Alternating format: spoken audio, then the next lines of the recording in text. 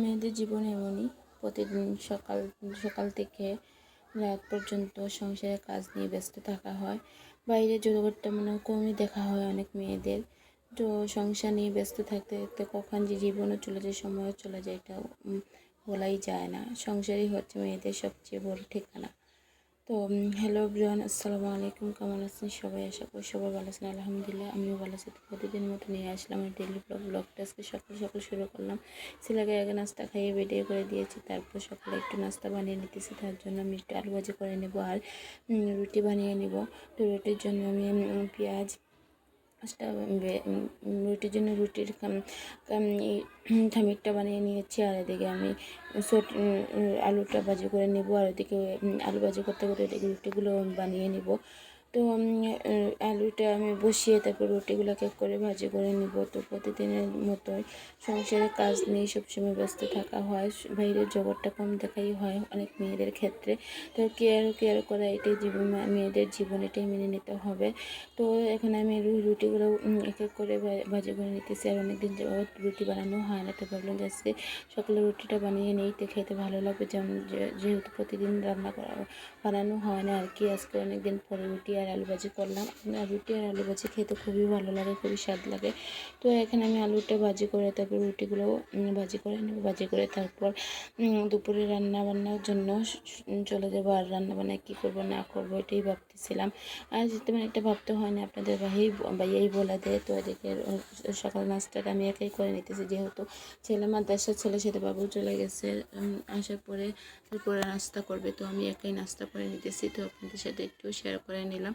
তো রুটিগুলো খুবই সুন্দর হয়েছিল, আলু ভাজিটাও। তারপর খাওয়া দাওয়া করে তারপর দুপুরে রান্না বান্নার জন্য চলে আসলাম। তো ভাতটা আমি আগে বসিয়ে দিয়েছি, তারপরে ভাবতে ভাবতে কী রান্না করব।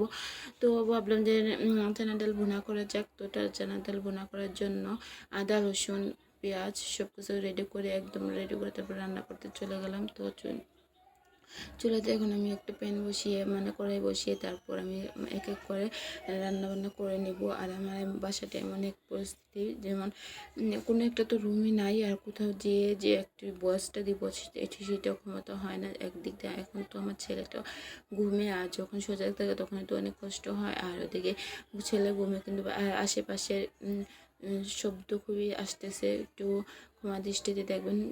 তো এদিকে আমি কথা বলতে বলতে আমি মশলাটা কষিয়ে নিতেছি। কষিয়ে তারপর আমি চানা ডালটা এভাবে বোনা করে নিতেছি। কে কীভাবে চানা ডাল বোনা করেন কমেন্ট করে বলে যাবেন তো আপুরা।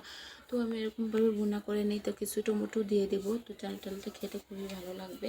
তো মেয়েদের জীবন এটাই, সকাল থেকে সন্ধ্যা পর্যন্ত সংসারের কাজ নিয়ে ব্যস্ত থাকা হয়। অনেক মেয়েদের ক্ষেত্রে তো বাইরের জগৎ দেখাই হয় না, কোথাও ঘুরতে তো দূরের কথা, সংসার নিয়ে ব্যস্ত থাকতে হয়। এরকম অনেক মেয়েদের স্বামী আছে, কখনো স্ত্রীদেরকে বাইরে নিয়ে ঘুরতে যায় না। সারাদিন সংসার নিয়েই ব্যস্ত থাকতে হয়, সংসার নিয়েই বাচ্চা সামলানো, সংসার সামলানো। তবু দিন শেষে কত কথাই না শুনতে হয়, এটাই মেয়েদের জীবন। তো এদিকে কথা বলতে বলতে মশলাটা ভালোভাবে কষিয়ে নিলাম। তারপর ডালগুলো দিয়ে দেবো। ডালগুলো দিয়ে তারপর তরকারিটা আমি ভালোভাবে রান্না করে নেবো। তারপর ডাল রান্না করতে করতে পরে মনে হলো যে একটু বেগুন ভাজি করা যাক, খেতে ভালোই লাগবে। তো ভাতের সাথে তো এদিকে আলু ভাজিটাও ছিল দুপুরের জন্য। তো এদিকে আমি দুটো বেগুন কেটে নিলাম। তো বেগুন তো সচরাচর ভিতরে একদমই ভালো থাকে না, কাটতে গিয়ে দেখলাম অনেক পোকা, তো দুটো পার্সে নিছি আর কি। তো এদিকে আমি বেগুনটাও ভাজি করে নিতেছি।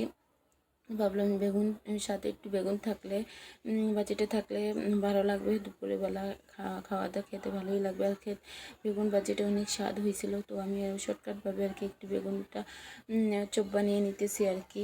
তো এটা দিয়ে দুপুরে খাওয়া দাওয়া হয়ে যাবে আমাদের।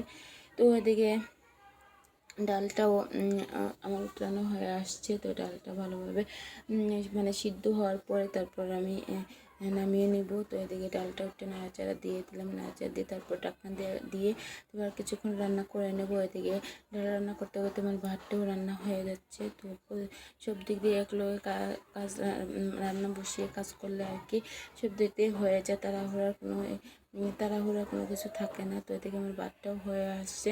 তো তারপর দুপুরে খাওয়ার জন্য চলে আসলাম। তো গোসলটা করে তারপরে দেখি আপনাদের ভাই একদম টেবিল সাজিয়ে নিয়েছে, একদম ভাতের বেড়ে নিয়েছে। তো দুপুরে খাওয়া দাওয়া করতেছে। তো আমার ভিডিও যদি আপনাদের কাছে ভালো লাগে থাকে তাহলে লাইক কমেন্ট শেয়ার করে দেবেন, আমাকে একটু সাপোর্ট করবেন, আমি যেন আরও নিত্য নতুন ভিডিও আপনাদের সাথে শেয়ার করতে পারি। তো আজকে এই দুপুরে খাওয়া দাওয়া করতে করতে আপনাদের কাছে বিদায় নিতে, সবাই ভালো থাকুন, সুস্থ থাকুন, আল্লাহ হাফেজ।